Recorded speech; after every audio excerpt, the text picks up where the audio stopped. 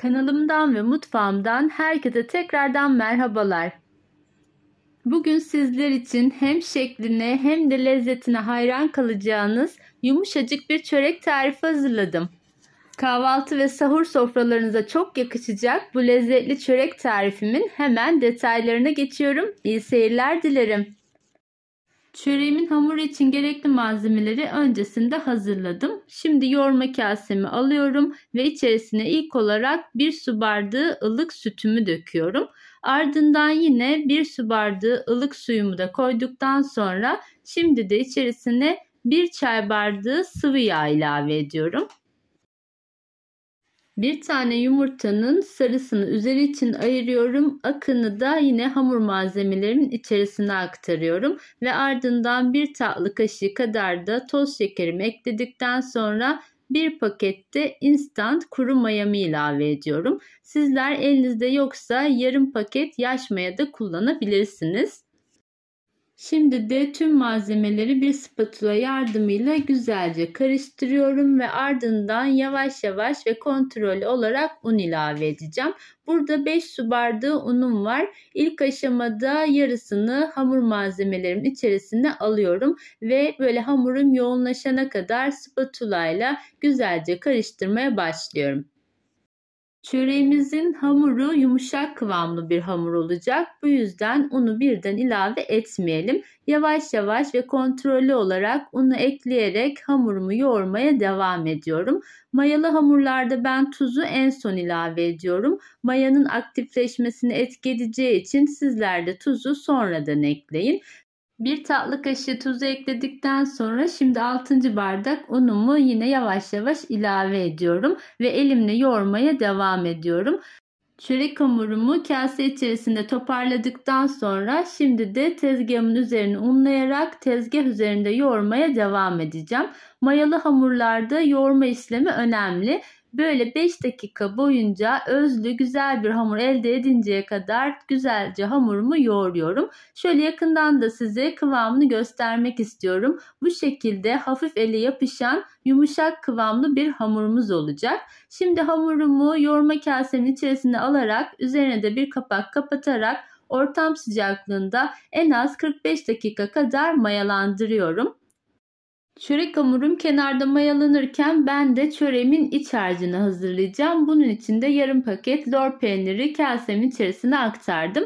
Ve lor peynirim biraz tuzsuz olduğu için 1 çay kaşığı kadar tuz ilave ettim. Ardından yine şöyle bir kaseye rendelenmiş kaşar peyniri ilave ediyorum. Ve biraz da içerisine böyle incecik kıyılmış maydanoz ilave ettim. Ve sonrasında tüm malzemeleri güzelce karıştırıyorum ve iç harcımı bu şekilde hazırlıyorum. Sizler bu çörekte farklı iç malzemeleri de kullanabilirsiniz. Ben bugün lorlu ve kaşar peynirli yaptım. Sizler dilerseniz patatesli, dilerseniz kıymalı, istediğiniz iç harcıyla bu çöreği hazırlayabilirsiniz. Şimdi de çöreğimin arasına sürmek için biraz böyle 50 gram kadar tereyağını tavanın içerisinde güzelce erittim. Bunu da soğuması için bir kenara alıyorum ve sonrasında yuvarlak bir tepsiyi biraz katı yağ ve biraz da sıvı yağ koyarak güzelce her yerini yağladım. Ben çöreğimi bugün yuvarlak tepsi içerisinde yapacağım. Sizler dilerseniz fırın tepsisinde ve yağlı kağıt kullanarak da bu çöreği hazırlayabilirsiniz. Güzelce yağlamış olduğum tepsimi de kenara alıyorum ve şimdi mayalanan hamurumu alarak ilk önce böyle içerisindeki maya kokusunun çıkması için şöyle bir kase içerisinde karıştırıyorum ve ardından tezgahımın üzerine alarak hamurumu 2 eşit bezeye ayıracağım. Hafifçe unlamış olduğum tezgahımın üzerinde hamurumu bu şekilde içe doğru katlayarak yuvarlak bir form elde ediyorum ve ardından bir hamur kesme kartıyla tam ortadan 2'ye ayırıyorum. 2'ye kesmiş olduğum hamurumu da yine üzerine biraz un serpiştirerek tezgah üzerinde yuvarlayarak 2 büyük beze haline getiriyorum. Hazırlamış olduğum bezelerden bir tanesini üzeri kurumaması için bir buzdolabı poşeti içerisine alarak kenara alıyorum ve ardından diğer bezemi tezgah üzerinde açma işlemine başlıyorum. Birinci bezemi açmadan önce şöyle altını ve üzerini biraz unluyorum ve sonrasında böyle parmak uçlarımla bastırarak hafifçe genişletiyorum. Ardından bir merdane yardımıyla tepsimin boyutunda yuvarlak bir şekilde hamurumu açıyorum. Videomu tam da buraya kadar izlemişken size küçük bir hatırlatma yapmak istiyorum. Kanalımı ilk kez bu videom sayesinde izliyorsanız eğer ve kanalıma hala abone değilseniz abone olmayı, tariflerimden önceden haberdar olmak için de bildirim zilini açmayı unutmayın lütfen. Hamurumuz güzelce mayalandığı için gördüğünüz gibi yumuşacık bir kıvamda ve merdane ile de çok kolaylıkla açılıyor. Bu şekilde merdaneyi üzerine sürttüğünüzde kolaylıkla kocaman yuvarlak bir şekilde açmış oluyorsunuz. Şimdi açmış olduğum hamurumu böyle ortadan katlayarak kenara alıyorum ve sonrasında gördüğünüz gibi yuvarlak tepsimin içerisine hamurumu yerleştiriyorum. Tepsimin boyutunda açmış olduğum çörek hamurumu gördüğünüz gibi kenarlarını da düzelterek böyle parmak uçlarımla da hafifçe bastırarak tepsimin genişliğinde olmasını sağladım. Ve ardından böyle bir yemek kaşığı kadar eritmiş olduğum tereyağımı da yine fırça yardımıyla güzelce hamurumun her yerine gelecek şekilde sürüyorum. Ve ardından öncesinde hazırlamış olduğum lorlu kaşar peynirli karışımı hamurumun her yerine gelecek şekilde güzelce serpiştiriyorum. Çörek hamurumun her yerine gelecek şekilde iç harcımı yaydıktan sonra kalan tereyağımı da yine fırça yardımıyla üzerine güzelce serpiştiriyorum. Şimdi de kenara ayırmış olduğum diğer ikinci bezemi yine tezgahımın üzerine hafifçe unlayarak tezgahımın üzerine alıyorum. Kenarda bekleyen hamurunuzu mutlaka bir poşet içerisine alın ki üzeri kurumasın. Gördüğünüz gibi onu da yine biraz parmak uçlarımla genişlettikten sonra merdane yardımıyla yine tepsimin boyutunda yuvarlak bir şekilde açıyorum. Hazırlamış olduğumuz bu çörek o kadar güzel ve o kadar lezzetli ki hem yumuşacık oluyor hem de sahur sofralarınıza ya da kahvaltı sofralarınıza çok yakışıyor. Sizlerin de bu yapımı pratik hem de oldukça lezzetli olan çörek tarifimi mutlaka denemenizi tavsiye ediyorum. Evet, hamurumu gördüğünüz gibi böyle çok kalın olmayacak şekilde ne de çok ince olacak şekilde açtım. Yine bunu katlayarak kenara alıyorum ve tepsimin içerisine yine bu hamurumu da yerleştiriyorum. Sadece merdane kullanarak pratik bir şekilde açarak hazırladığımız bu çöreği herkes kolaylıkla yapabilir. İsterseniz akşamdan bu şekilde hazırlayın, buzdolabına kaldırın. Sabah da üzerine yumurta sarısını sürerek pişirebilirsiniz. Şimdi gördüğünüz gibi ben hamurumu güzelce üzerine yerleştirdikten sonra bu kenar kısımlarında böyle elimle içine doğru katlıyorum ki içerisindeki peynirler dışarı doğru çıkmasın.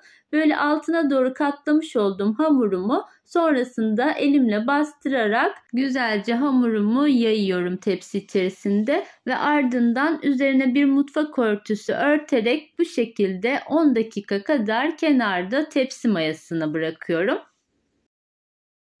10-15 dakika kadar tepsi mayası yaptıktan sonra da ben bu şekilde bir çırpıcı tel yardımıyla üzerine böyle baskı uygulayarak bu şekilde üzerine şekil veriyorum. Sizler bu şekli yapmak zorunda değilsiniz ama güzel bir böyle görüntü ortaya çıktığı için ben bu şekilde yapmak istedim. Dilerseniz bir kaşıkla da üzerine şekil verebilirsiniz. Tamamen tercihinize kalmış.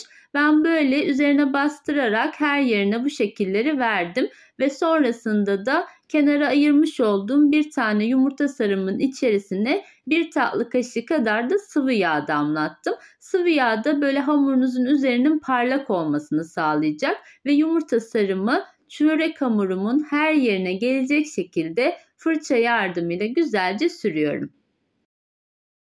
Çöreğimizin her yerine gelecek şekilde yumurta sarısını sürdükten sonra bu şekilde orta kısımlarına da biraz çörek otu serpiştiriyorum.